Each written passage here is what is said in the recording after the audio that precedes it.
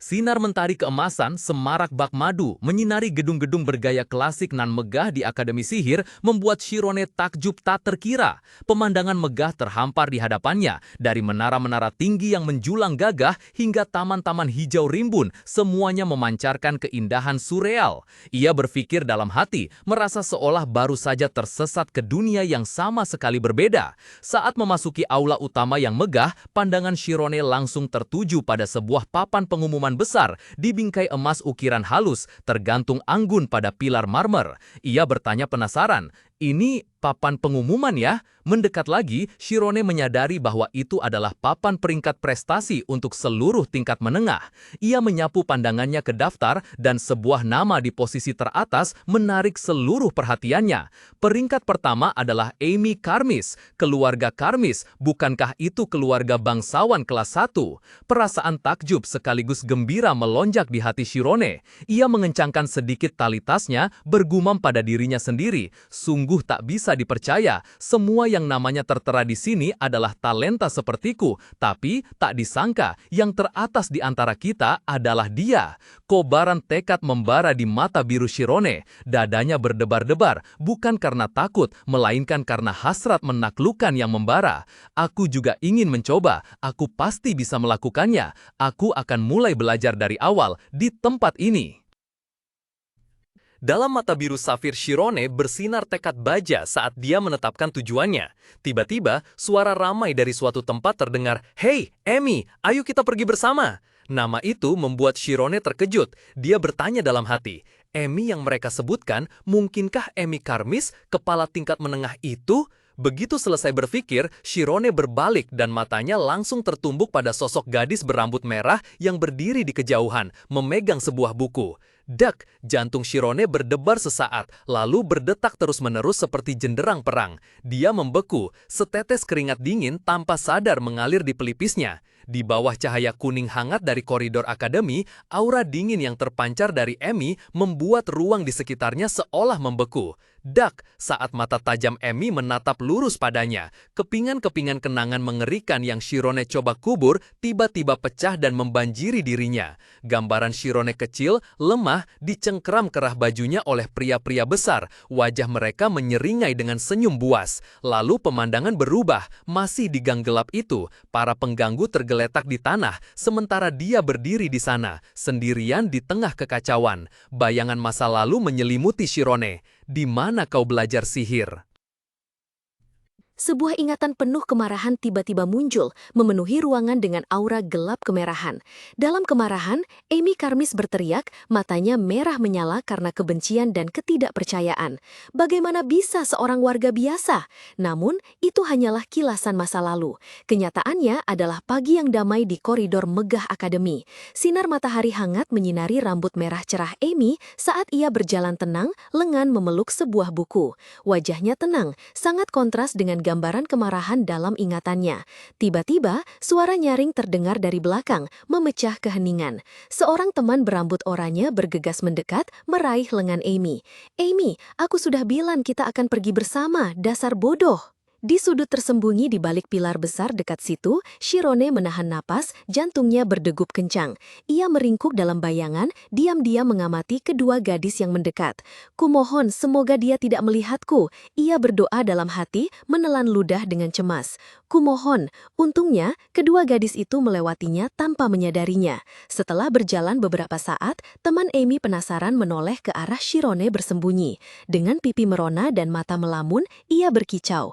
"Kau lihat tidak, pria yang baru saja kita lewati itu, dia tampan sekali. Apakah dia siswa baru? Dia terlihat sedikit lebih tua, mungkin siswa pindahan kan?" Tidak menanggapi kegembiraan temannya, Amy sedikit mengeringitkan alis, pandangannya menjadi kosong. Sebuah perasaan familiar samar-samar muncul di hatinya. Aneh sekali," gumamnya. "Di mana aku pernah bertemu dengannya ya?" Temannya yang berambut pirang menepuk bahu Amy Karmis dengan terkejut. "Ada apa? Kau tertarik padanya? Biasanya kau tidak peduli pada anak laki-laki kan?" Mata Amy tampak sedikit bingung, ia segera menyangkal. "Tidak, bukan begitu. Hanya saja ia terlihat sangat familiar." Temannya tidak menyerah, terus menggodanya saat mereka berjalan. "Jangan berbohong lagi, sebenarnya kau sudah jatuh hati padanya kan? Aku benar kan?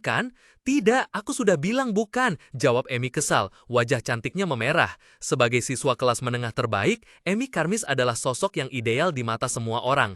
Tak terhitung banyaknya pernyataan cinta dari senior, junior, dan teman sekelasnya yang ditolak mentah-mentah olehnya. Namun tanpa mereka ketahui, satu-satunya orang yang mengetahui masa lalu kelam gadis sempurna ini sedang bersiap untuk diterima di akademi. Di lorong lain, kepala sekolah Alpias Milch menyadari bahwa pemuda di sampingnya gemetar. Ia bertanya dengan lembut, "Apakah kau kedinginan, nak?" Shirone tersentak, lalu buru-buru menjawab, "Tidak, Pak." Mereka berhenti di depan sebuah bangunan megah, tempat babak ketiga ujian berlangsung. Di dalamnya terdapat aula megah, tempat beberapa orang sudah duduk di kursi pengamat. Kepala sekolah Alpias melihat ke tengah aula dan berkata, "Oh, sepertinya belum selesai. Bagus sekali. Perhatikan baik-baik apa yang sedang dilakukan anak itu." Mengikuti arah jari tangannya, Shirone melihat seorang anak laki-laki berambut merah berdiri sendirian di tengah lingkaran sihir raksasa yang terukir di lantai marmer. Cahaya dari lingkaran itu menyebar, menyelimuti area luas, menciptakan pemandangan yang sekaligus agung dan penuh kekuatan. Alpias Milch menjelaskan dengan lembut, saat kau memasuki area roh, kau akan merasakan perbedaan dari karakter-karakter di lantai. Perasaanmu terhadapnya akan membantu kita menafsirkan ukuran, kekuatan, kelenturan, dan bahkan kecenderungan area roh. Jadi, kau hanya perlu menjawab pertanyaan para juri dengan jujur. Shirone mendengarkan, mata birunya berbinar gembira, ia tersenyum cerah dan menjawab, "Baik." Ia berpikir dalam hati, merasa sangat tertarik dengan ujian unik ini. Sementara itu, di dalam ruang ujian utama, seorang anak laki-laki bernama Chami berdiri di hadapan dewan juri. Juri utama, seorang pria dengan rambut pirang dan senyum percaya diri, bertanya, "Jadi Chami, bisakah kau menggunakan sihir?" "Ya," Chami membusungkan dada, menjawab dengan bangga. "Aku bisa membuat benda melayang di udara." Juri itu tersenyum, nadanya sedikit geli. "Oh, manis sekali. Bagus, sekarang coba masuk ke area roh." "Baik," anak laki-laki itu mengangguk, menutup matanya. Setelah hening sejenak, seolah ruang berhenti, ia berbisik, "Aku sudah masuk." Pena para juri sudah siap di atas kertas. Juri utama menopang dagu, bertanya dengan tenang, "Angka mana yang paling jauh?" "Angka 6, Pak." "Oh, angka 6, juri itu mengulang. Duduk di area observasi, Alpias menoleh untuk menjelaskan kepada Shirone yang penasaran. "Angka 6 berarti diameter area roh itu adalah 6 meter. "Ah, aku mengerti," Shirone berseru pelan, wajahnya menunjukkan ekspresi terkejut dan pemahaman. Di ruang ujian, seorang juri wanita melanjutkan pertanyaan, "Warna apa yang paling kuat kau rasakan?" Chami menjawab tanpa ragu, "Warna merah, Pak. Aku merasa seolah memasuki dunia merah." Pena seorang juri bergerak cepat di atas kertas, mencatat tipe divergen, sebuah tipe yang cenderung aktif seperti cahaya dan api.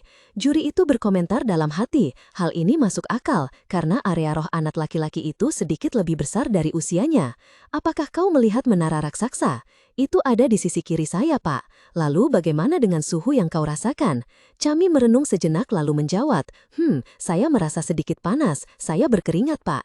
Ketika anak laki-laki itu menyelesaikan jawabannya, juri utama tersenyum puas. "Bagus sekali, Chami." Mendengar pujian itu, anak laki-laki Chami tersenyum cerah, wajahnya penuh kebanggaan. Angkatan siswa baru tahun ini sangat mengesankan, komentar seorang juri berambut ungu sambil tersenyum. Rekan kerjanya mengangguk setuju. "Benar, ukuran area siswa Mike itu mencapai 12 meter. Saya melihat kualitas siswa semakin tinggi setiap tahunnya." Dia berkata sambil hati-hati mencatat di lembar penilaian.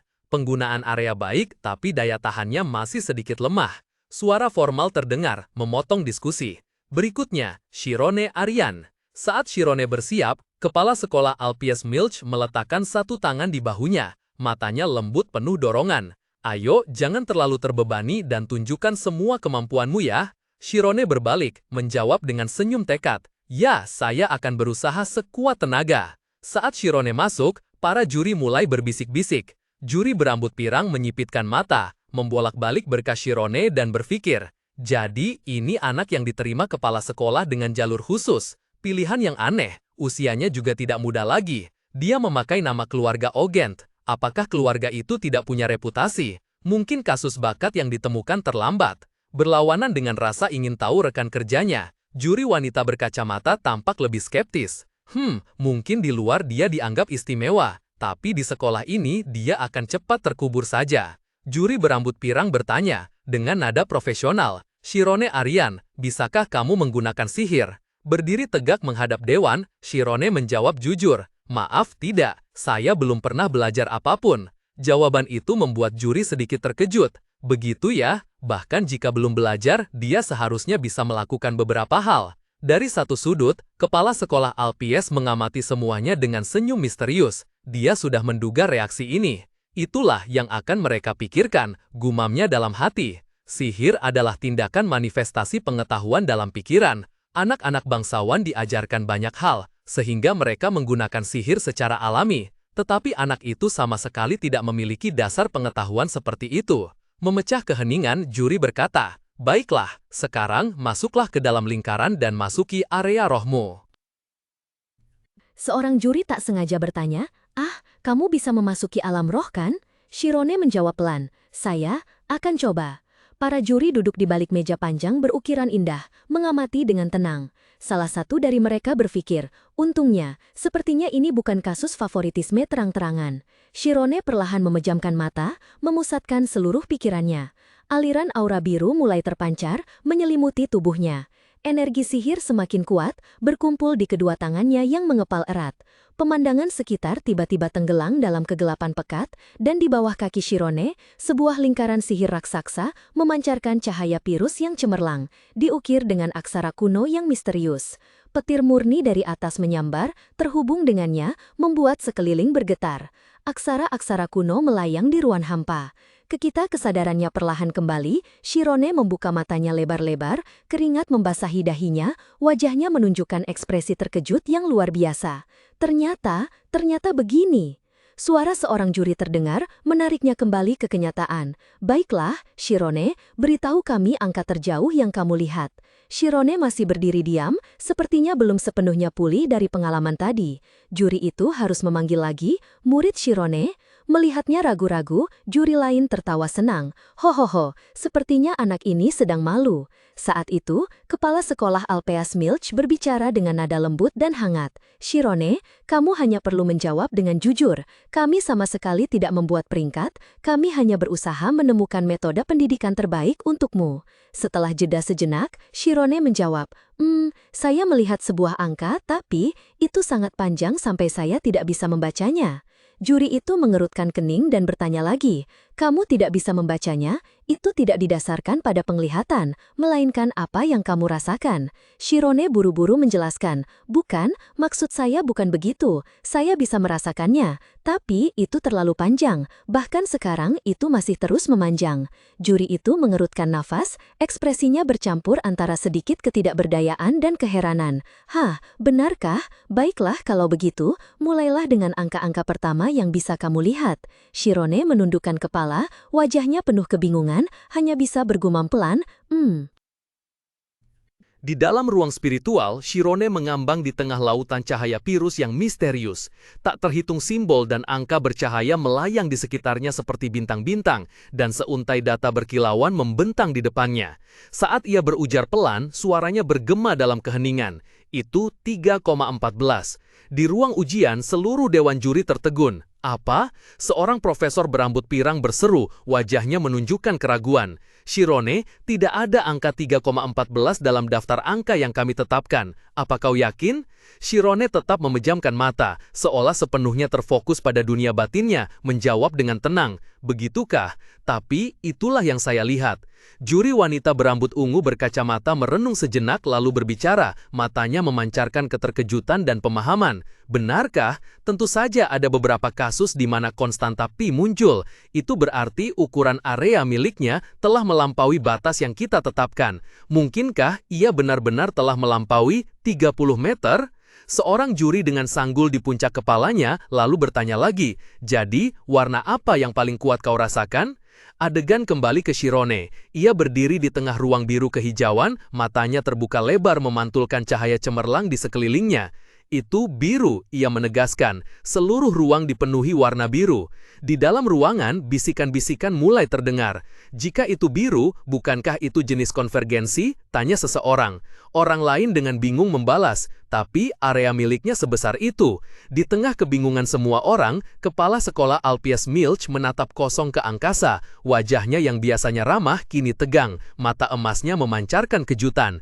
Setetes keringat dingin mengalir di pelipisnya. Klump, pikirnya dalam hati. Sekarang aku mengerti mengapa Anda begitu berkeras. Tapi ini bukan hanya sekedar bakat biasa, kan? Suara goresan pena menggores kertas bergaris kotak-kotak dengan teratur di dalam ruangan yang hening. Penyihir wanita itu bertanya, ada berapa bola yang melayang-layang di sekeliling? Seketika, ruang di sekitar Shirone berubah. Ia mendapati dirinya melayang di tengah alam semesta yang luas tak berujung, dikelilingi oleh bola-bola cahaya biru yang tak terhitung jumlahnya, berkilauan seperti bintang.